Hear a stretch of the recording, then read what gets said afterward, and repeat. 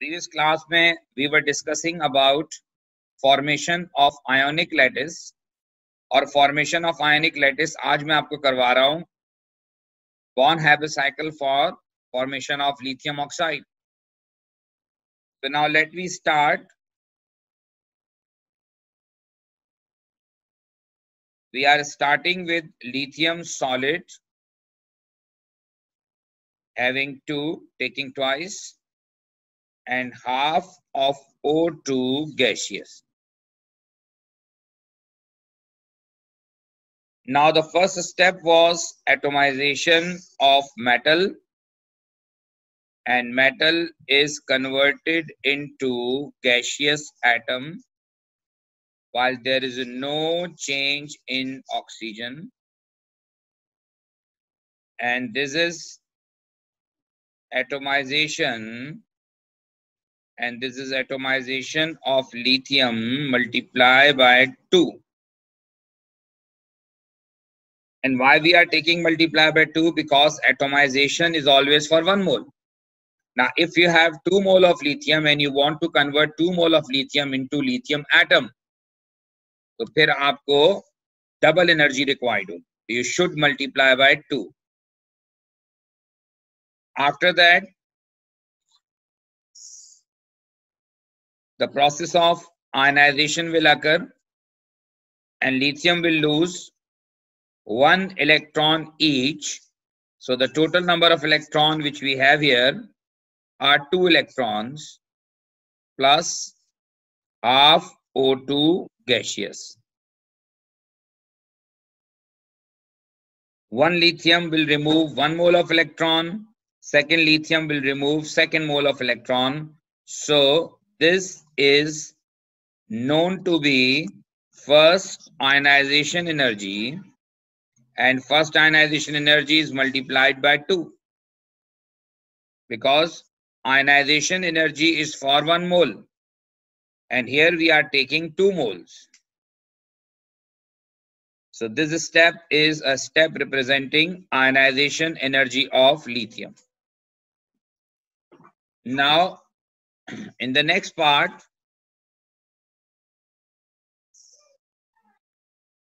this oxygen is converted into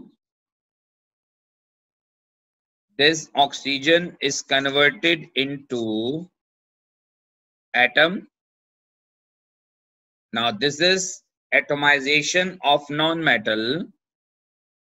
So this equation is representing atomization of oxygen. अच्छा, यहां तक तो वैसे ही है जैसे हम डिस्कस कर रहे थे. But now, in case of oxygen, the next step is a step of gain of electron, a step of electron affinity. But as you know, oxygen will gain 2 electrons. So if oxygen needs to gain 2 electrons, तो पहले 1 electron add होगा and then we will add 2nd electron. So here, first electron affinity as well as 2nd electron affinity, both electron affinities are involved. First and second, both electron affinities are involved. 2 electron affinities involve होंगी. अब problem क्या है कि first electron affinity of non metal is exothermic while second electron affinity is always endothermic. That means the electron affinity we will show separately. We will show electron affinity separately, first को अलग और second को अलग. But the arrow, direction of arrow of first electron affinity is downward because first electron affinity is exothermic, while second electron affinity is endothermic. तो अब जब आप यहां पर एरो बनाओगे तो आप क्या करोगे, आप जो है वो डाउनवर्ड शो करोगे and there are 2 lithium,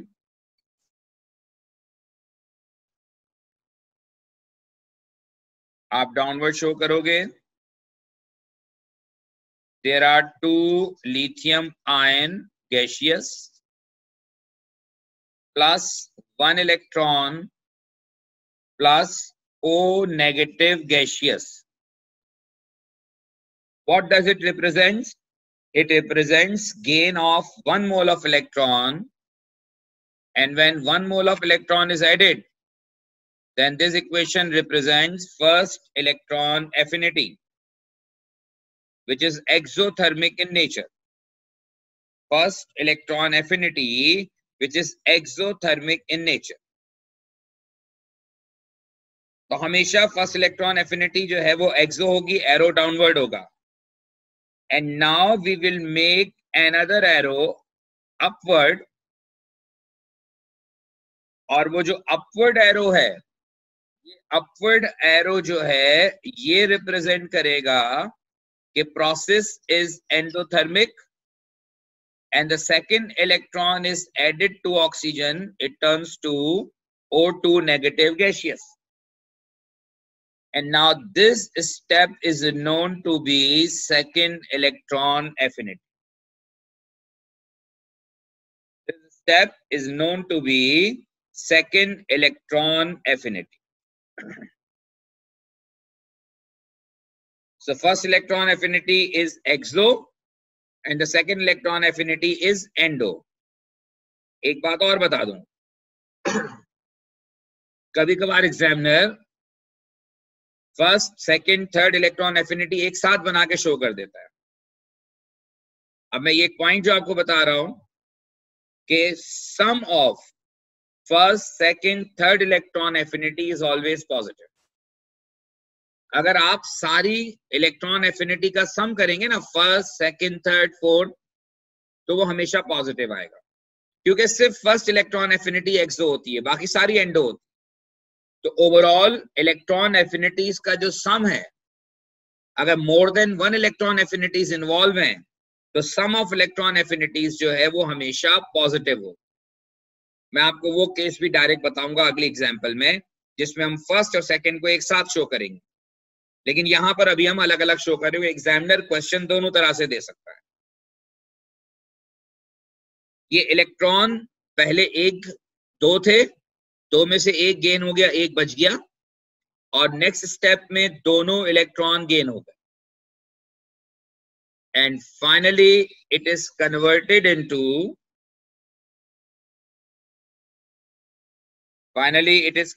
into lithium oxide solid, और इसको आपको याद होगा कहते हैं lattice energy of lithium oxide.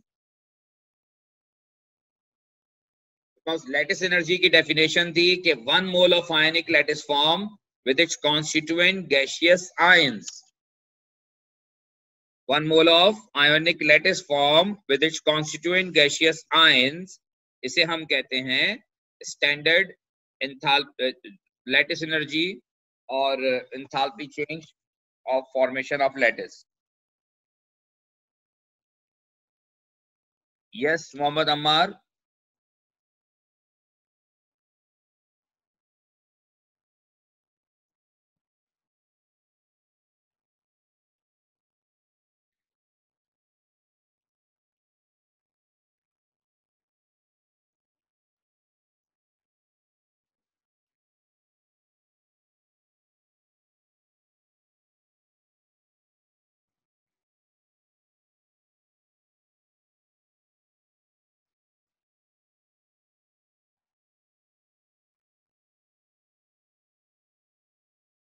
आप अपना माइक ऑन करें.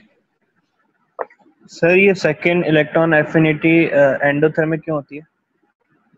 सेकंड इलेक्ट्रॉन एफिनिटी एंडोथर्मिक क्यों होती है बेटा, इस बात को मैंने जब डिस्कस किया था तो उस वक्त भी आपको ये बात बताई थी.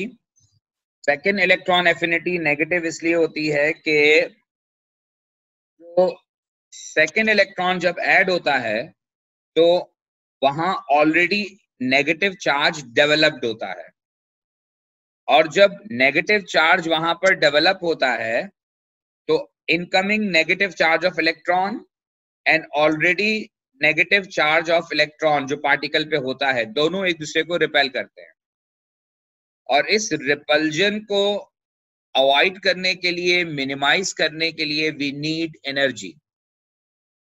और जब आपको एनर्जी रिक्वायर्ड होगी, इसका मतलब यह है कि process is endothermic in nature. ये चीज मैंने पिछली क्लास के लेक्चर में भी जब इलेक्ट्रॉन एफिनिटी करवाई है, उस वक्त ये पूरा लिखवाया भी था, लिखा भी था। आप वो वीडियो जाके देख लीजिएगा और चीज क्लियर हो जाएगी। Is there any other question? जिसको क्वेश्चन करना है वो अपना माइक बेटा अनम्यूट करें।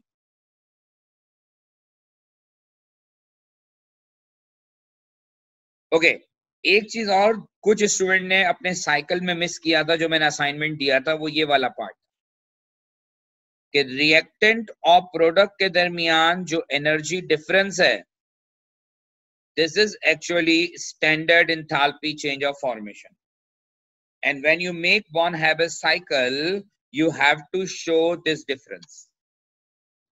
So standard enthalpy change of formation of lithium oxide, ये एरो डाउनवर्ड इसलिए है कि मोस्ट ऑफ द केसेस में, मोर देन 99.9% केसेस में जो आयोनिक कंपाउंड की फॉर्मेशन है वो एक्सोथर्मिक होती है। इसी वजह से जब हम जनरली बॉन हैबर साइकिल बनाते हैं तो प्रोडक्ट को नीचे रखते हैं और रिएक्टेंट को थोड़ा ऊपर रखते हैं, in order to understand that the overall process is exothermic in nature. Hopefully आपको ये बात समझ में आ गई होगी। इसका आई रिक्वेस्ट कि आप इसका फिलहाल स्नैपशॉट ले लीजिए ताकि आपके पास मौजूद हो, जब तक वो वीडियो अपलोड होती है फिर बाद में आप सुन सकते हैं उसको, लेकिन एटलीस्ट ये आपके सामने एक डायग्राम, एक फिगर मौजूद होगा, तो आप जब प्रैक्टिस करेंगे, किसी बुक से पढ़ेंगे, तो अल्टीमेटली आपको अंडरस्टैंडिंग बेटर होगी।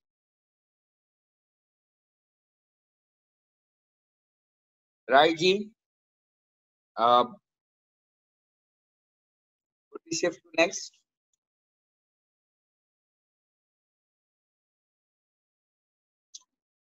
Right, now I'm taking an example of calcium sulfide. This is calcium sulfide solid. Now in case of calcium sulfide, sulfur and oxygen both are the member of group 16. Both have 6 valence electrons. Now if both have 6 valence electrons, then both need 2 more electrons to complete their outermost orbit. So that's why calcium is +2 and here sulfur is -2. Calcium is +2 and sulfur is -2.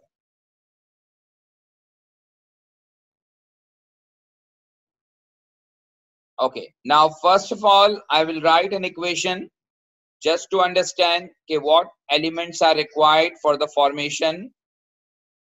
Now here you have 2 options. Either you will write sulfur solid directly to make calcium sulfide solid,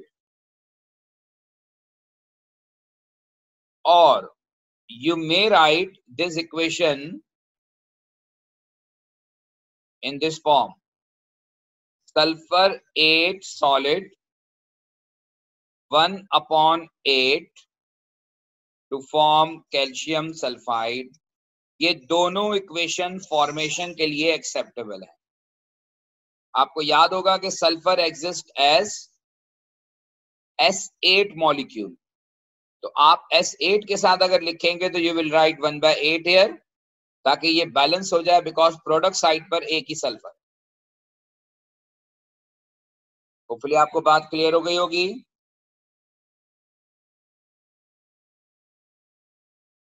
right, now let me start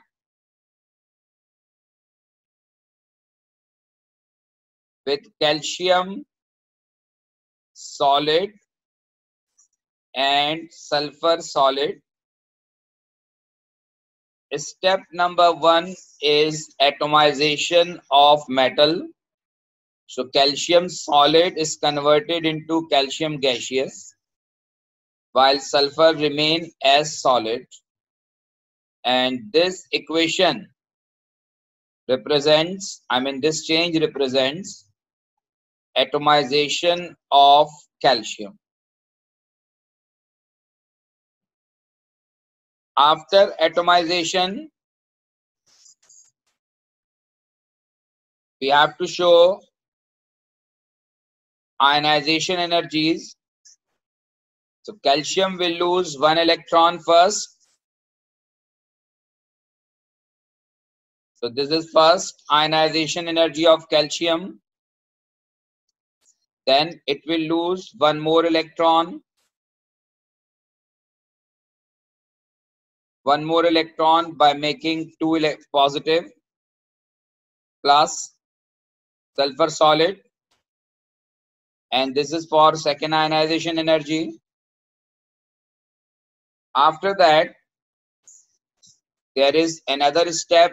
calcium तो already gaseous हो चुका है, ion बन चुका है, electrons का loss हो गया है, but now sulphur will convert into sulphur vapours and this step is known as atomisation of sulphur. Solid directly turns to vapours. ये सारे एंडोथर्मिक प्रोसेस हैं, इसलिए आप देखें कि एरो जो है वो ऊपर की तरफ जा रहा है.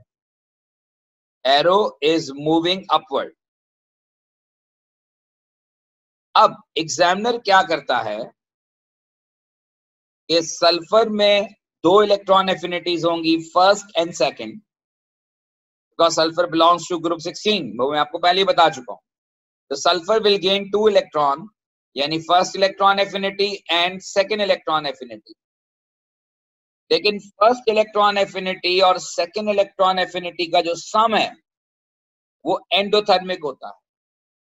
उन दोनों का जो सम है वो एंडोथर्मिक होता है, यानी फर्स्ट इलेक्ट्रॉन एफिनिटी का मैग्नीट्यूड कम होता है, सेकंड का ज्यादा होता है. इस वजह से अगर आप एक साथ लिखना चाहते हैं calcium ion gaseous plus sulphur 2 negative gaseous, अब ये जो स्टेप है ये है sum of first electron affinity and second electron affinity. ये मैंने पिछली डायग्राम से ये डायग्राम मुख्तलिफ बनाई है, बिकॉज पेपर में एग्जामिनर दोनों तरीकों से आपको देता है डायग्राम.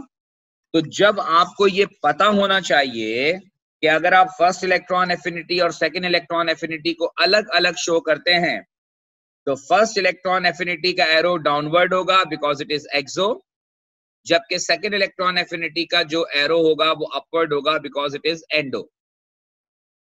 लेकिन अगर आप फर्स्ट और सेकंड इलेक्ट्रॉन एफिनिटी का सम करेंगे तो ओवरऑल चेंज जो आएगा वो एंडो आएगा, और ओवरऑल चेंज एंडो आने का मतलब ये है, ओवरऑल चेंज एंडो आने का मतलब ये है कि आपका एरो अपवर्ड होगा.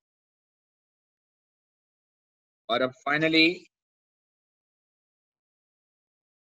Lettuce, because positive and negative ions attract each other, और आपका प्रोडक्ट बन गया कैल्शियम सल्फाइड सॉलिड. और ये जो है this step represents standard enthalpy change of order. So this is an other cycle, lattice energy cycle और या Born-Haber cycle, जो मुख्तलिफ इन कॉम्बिनेशंस को जो है वो आपको एक्सप्लेन कर रहा है. होपफुली आपको मेरी बात समझ में आ गई होगी. मैं यहाँ पर कुछ एग्जाम्पल्स और लिख रहा हूं just to improve your understanding.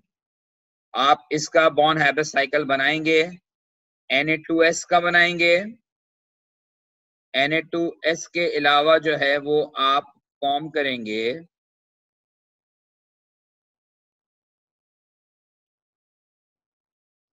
Magnesium oxide. So you will make these two. ठीक है, bond habit cycle for Na2S sodium sulphide and for magnesium oxide. ये आप बॉन्ड हैबिट साइकिल ट्राई करेंगे।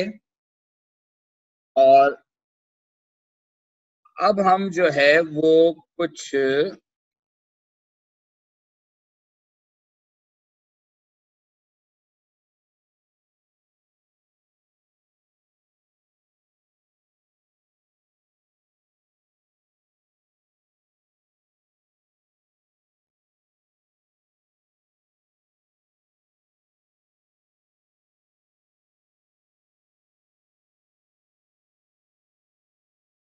अच्छा, ये मैं कुछ आपको क्वेश्चंस हैं रिलेटेड इससे, वो क्वेश्चंस जो है वो आपको सॉल्व करवाऊंगा।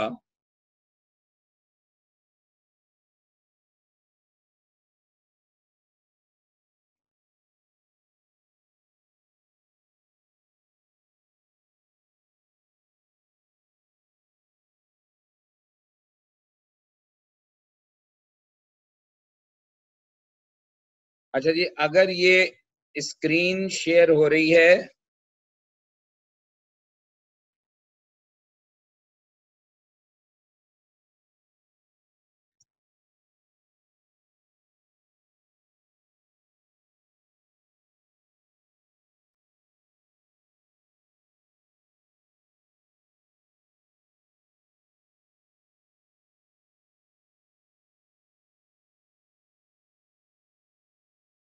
ओके बेटा, अगर आपके साथ ये स्क्रीन शेयर हो रही है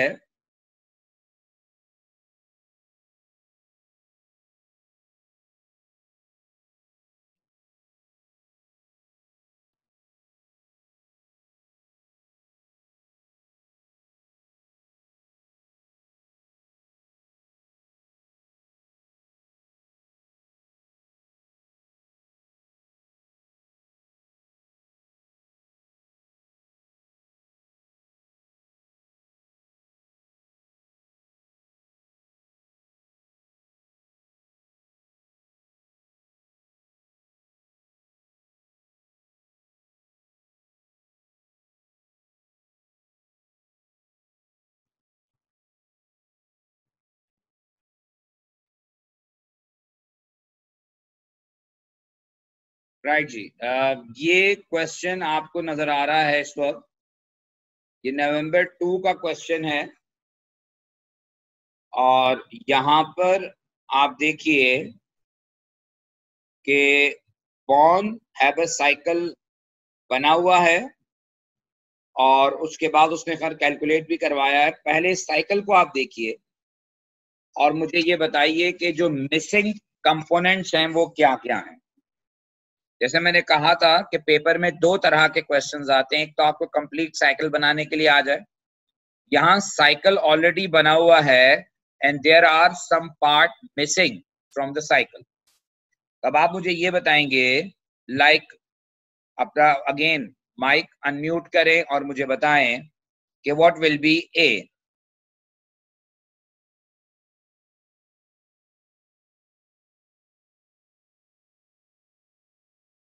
क्या होगा?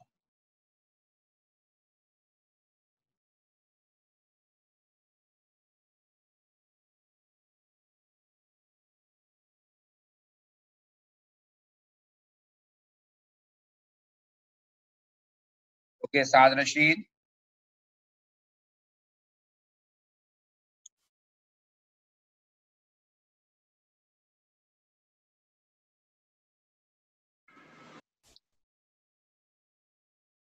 Two moles of gaseous sodium.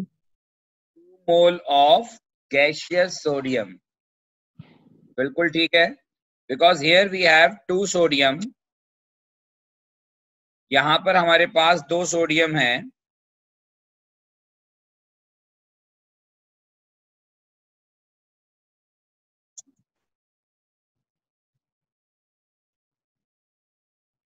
यहां पर हमारे पास 2 सोडियम है, तो they will convert into 2 sodium gaseous.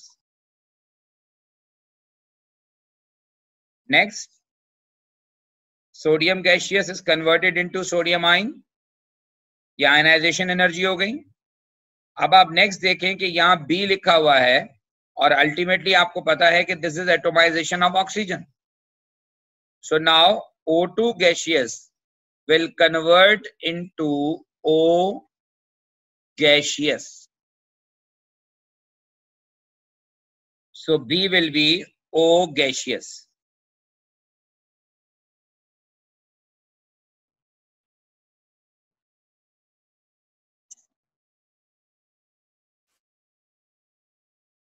Next,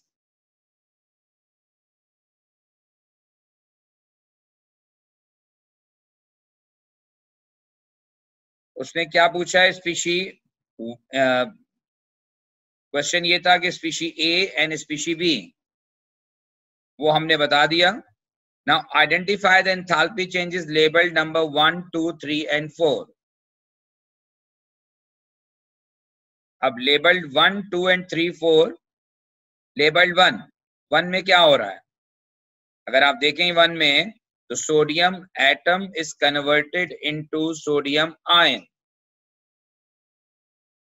sodium atom जो है वो सोडियम आयन में कन्वर्ट हो रहा है. So basically this is known to be first ionization energy of sodium.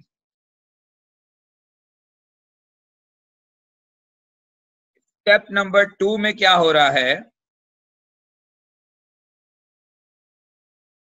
अगर आप स्टेप नंबर 2 देखें, तो स्टेप नंबर 2 में oxygen is converted into O2 negative. यानी इसका मतलब है कि यहां पर एग्जामिनर दोनों इलेक्ट्रॉन एक साथ ऐड कर रहा है. इसीलिए आप देखें ओवरऑल एरो 1 बना रहा है और वो एंडो है, अपवर्ड है. और ये स्टेप रिप्रेजेंट करता है, ये स्टेप जो है वो रिप्रेजेंट करता है sum of first and second electron affinity.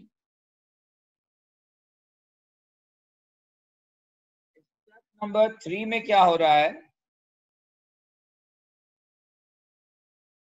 Number 3 में क्या हो रहा है कि वो जो आयंस हैं, ions are converted into solid. This step is representing lattice energy. और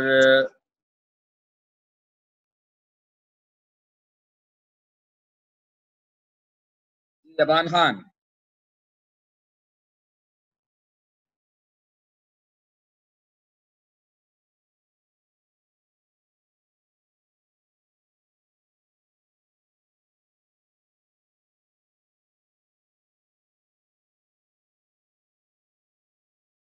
ओके.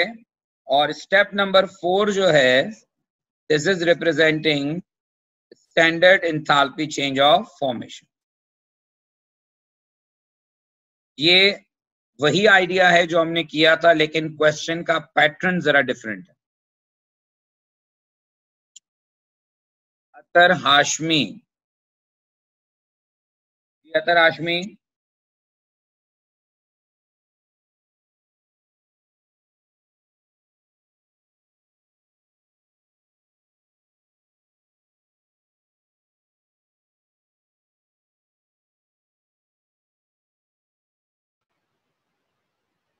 सर ये स्टेप नंबर 1 में इलेक्ट्रॉन क्यों नहीं शो किया इन्होंने? इनकी मर्जी है बेटा, लेकिन हम जब बनाएंगे तो हम इलेक्ट्रॉन शो करेंगे. अच्छा सही. हाँ, साइकिल उनका अपना है. और ये पुराना पेपर है बहुत, नवंबर का पेपर, नवंबर 2 का. तो उस जमाने में मतलब तरीका अलग होता था. तो जो चीजें अब हमें तो सिर्फ एक एग्जाम्पल हम सॉल्व कर रहे हैं ताकि एक आइडिया डेवलप हो. लेकिन बहरहाल आपने इलेक्ट्रॉन शो करने जैसे मैंने कहा। अच्छा जी, अब जो है वो इसी में ये नेक्स्ट पार्ट है और ये इस क्वेश्चन का जो है वो न्यूमेरिकल है।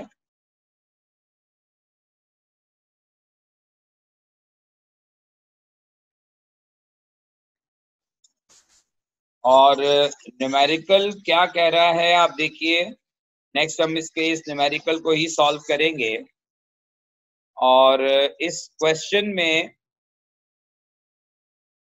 Use your cycle the following data and further data from the data booklet to calculate a value for the lattice energy of sodium oxide.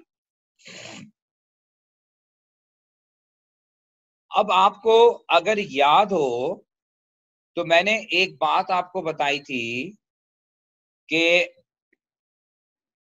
Standard enthalpy change of formation जो है, standard enthalpy change of formation जो है वो मैंने कहा था आपको कि सम है, sum of all enthalpy changes involved. अब हम देखते हैं यहां पर फॉर्मूला बनाते हैं, ठीक है, ताकि चीज आपको ज्यादा अच्छी तरह समझ में आए कि formation is equal to sum of all delta H involved. अब जरा सोचिए कि हमने क्या क्या किया था। The first step is atomisation of sodium किया था प्रीवियस एग्जांपल में, और atomisation of sodium multiply by 2 था क्योंकि 2 मोल ऑफ सोडियम इन्वॉल्व थे, क्योंकि 2 मोल ऑफ सोडियम इन्वॉल्व थे, प्लस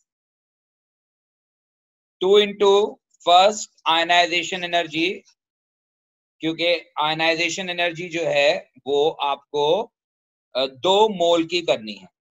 अच्छा, एक बात और देखें, आपको इस डेटा के अंदर कहीं भी आयनाइजेशन एनर्जी की वैल्यू गिवन नहीं है, और इसकी वजह यह है कि क्वेश्चन में लिखा हुआ है कि use data from data booklet.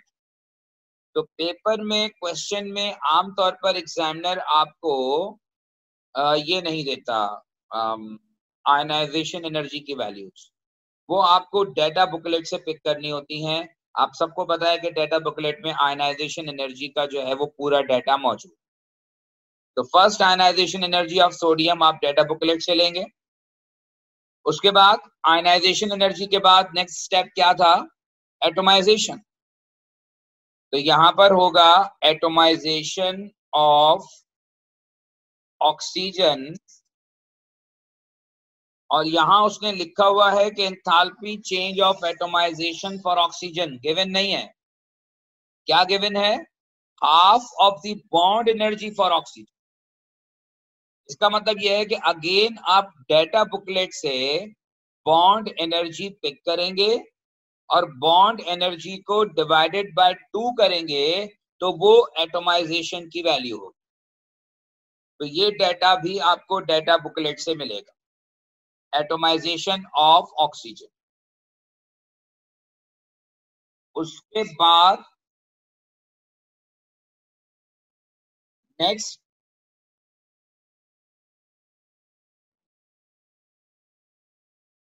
After atomisation oxygen will gain electron.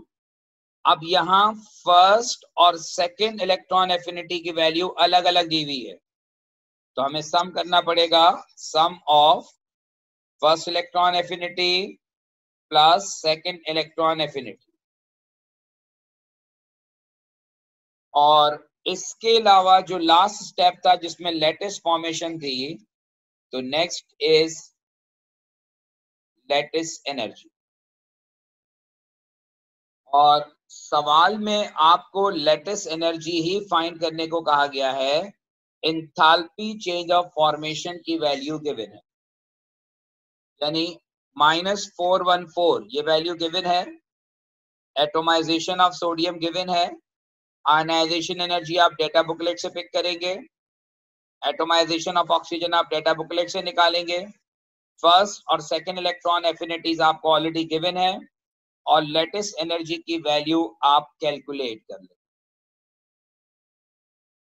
ये एक सिंपल टाइप ऑफ क्वेश्चन है जो आपको फ्रीक्वेंटली आस्क्ड क्वेश्चन है, पास पेपर के कई पेपर्स में आपको नजर आएगा, जहां एग्जामिनर बॉर्न हैबर साइकिल के कॉन्सेप्ट को यूज करके आपसे कोई भी चीज इसमें से कैलकुलेट करवा सकते। यहां पर तो हम जो कैलकुलेट कर रहे थे वो फॉर्मेशन हमें गिवन थी और हम लेटिस कैलकुलेट कर रहे थे। कभी आपको वो लेटिस कैलकुलेट करवाएगा तो फॉर्मेशन गिवन होगी, फॉर्मेशन गिवन होगी तो लेटिस कैलकुलेट करवाएगा, या कुछ भी कैलकुलेट करवा सकता है। लेकिन डेफिनेटली आपको ये समझ में आना चाहिए कि किस तरह से जो है आप इस इक्वेशन को अरेंज करें। होपफुली आपको मेरी बात क्लियर हो गई होगी, और अगर किसी का क्वेश्चन है तो प्लीज अपना माइक अनम्यूट कीजिए और मुझसे पूछ लीजिए।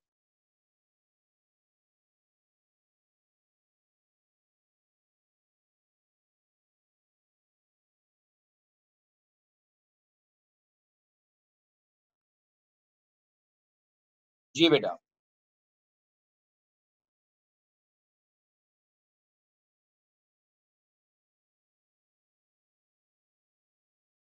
ठीक है जी, अब हम इसको एक और क्वेश्चन की तरफ मूव करते हैं। जी, ये एक और सवाल आ गया, और इस क्वेश्चन में जो है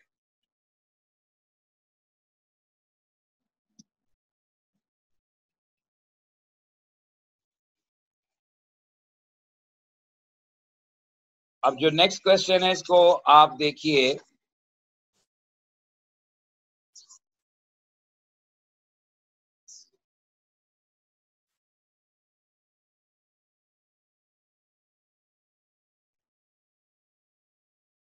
अब ये क्वेश्चन क्या है, use the following data to calculate a value for the lattice energy of silver bromide।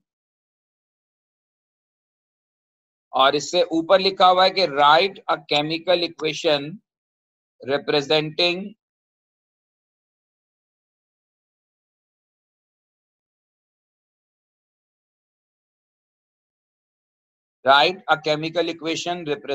lattice energy of AGBR।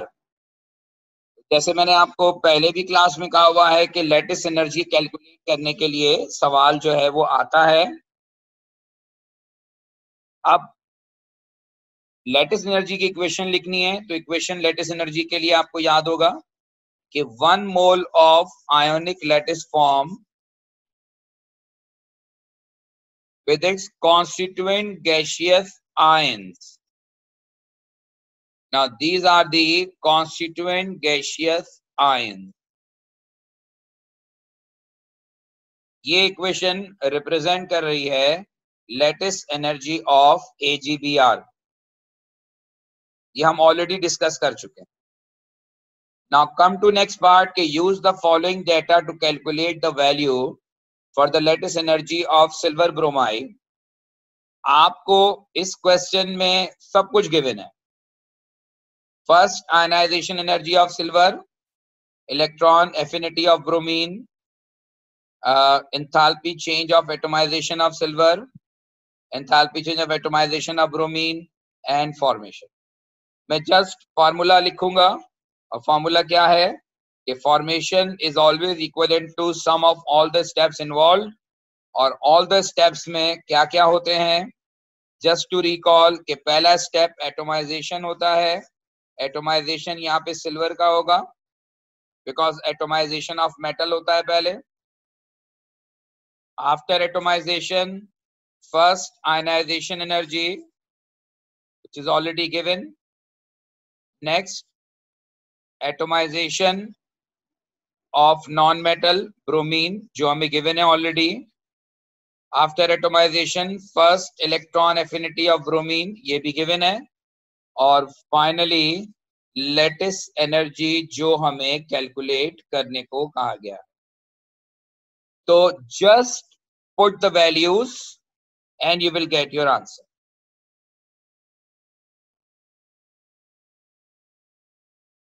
और होपफुली अब इसमें कोई प्रॉब्लम नहीं होगा, ये आप कैलकुलेट कर लेंगे। इस क्वेश्चन का थर्ड पार्ट पढ़िए कि how might the lattice energy of AgCl compare to that of AgBr, explain your answer.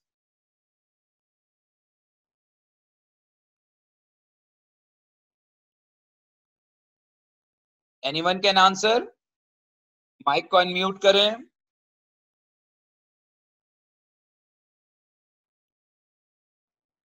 आपको कंपेयर करना है, ये मैं करवा चुका हूं कंपैरिजन, सिल्वर क्लोराइड और सिल्वर ब्रोमाइड की लेटेस्ट एनर्जी को कंपेयर करना है कि किसकी लेटेस्ट एनर्जी ज्यादा होगी।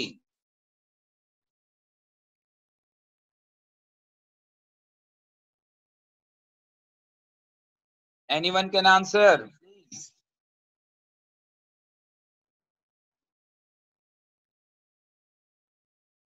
क्लोराइड एंड सिल्वर ब्रोमाइड में जो कॉमन बात है वो सिल्वर है।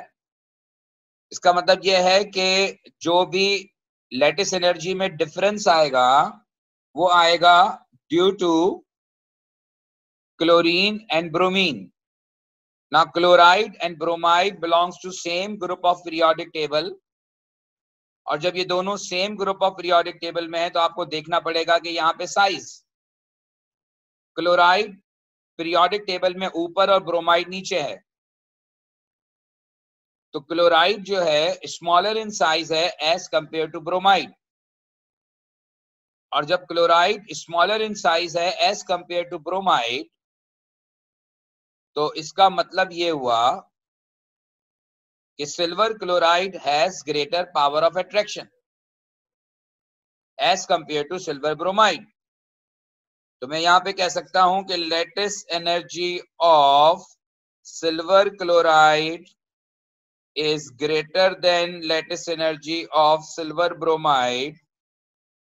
ये तो कंपैरिजन हो गया, और अगर आप इसका आंसर एक्सप्लेन करेंगे तो यही एक्सप्लेनेशन होगी कि chloride ion is smaller as compared to bromide ion, therefore it has greater attraction, or greater attraction in silver chloride is observed as compared to silver bromide.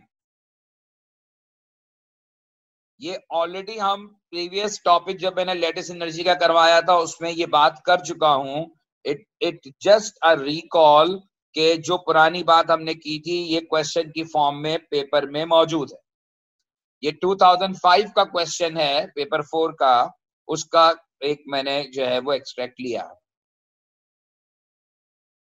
Hopefully आपको मेरी बात clear हो गई होगी, और अगर आपको लगता है कि नहीं जी कोई बात स्टिल ऐसी है जो क्लियर नहीं है या आपको पूछनी है तो प्लीज आस्क, और आपको मैं इसी में कुछ क्वेश्चंस जो है वो रिकमेंड करूंगा सॉल्व करने के लिए। ये क्वेश्चन है, पेपर कौन सा है ये मैं देख लेता हूं। यस, ये नोट कर लीजिए, नवंबर 9 का पेपर है ये।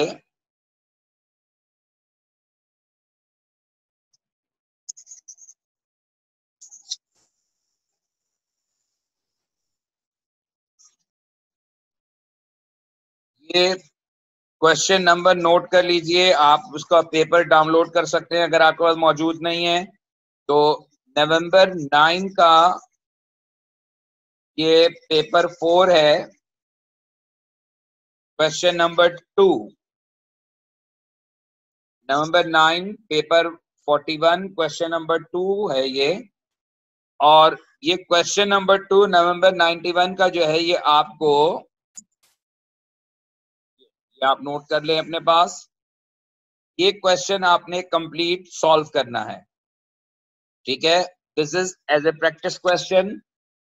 एक तो ये हो गया, इसका ये पूरा पार्ट आपने कंप्लीट करना है, और उसके बाद आपको एक क्वेश्चन करना है।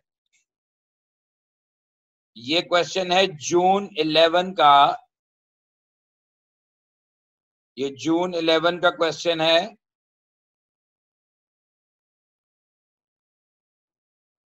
जून 11 41 क्वेश्चन 1। तो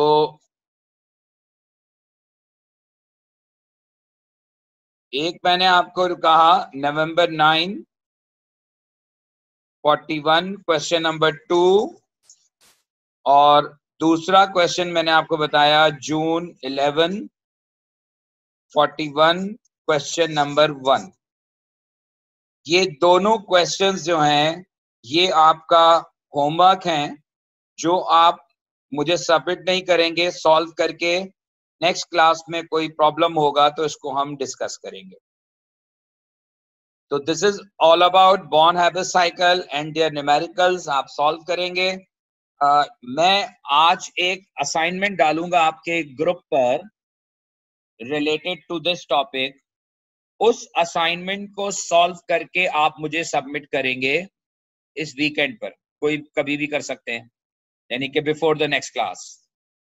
तो ये वाले 2 क्वेश्चंस और इसके अलावा एक असाइनमेंट मैं सब पुट कर रहा हूं, वो असाइनमेंट आपने सॉल्व करके मुझे सबमिट करना है नेक्स्ट क्लास से पहले।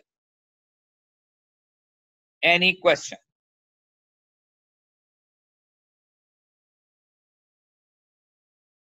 ठीक है जी। तो अब इंशाल्लाह जो है वो आपसे बात होगी नेक्स्ट क्लास में।